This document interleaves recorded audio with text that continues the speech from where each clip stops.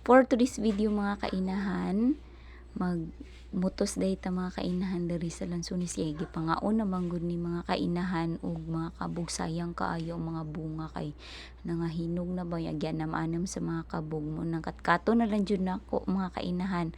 No choice ni jud ta mga kainahan, katkato na ko ka para pusto na kog mga cellophane mga kainahan. Abi ninyo dili o kabalo mo katkat pero hustler jud kay ko mo katkat mga kainahan. Kay mga katay ni sa una og bayabas mga kainahan, dalaga pa mga kainahan.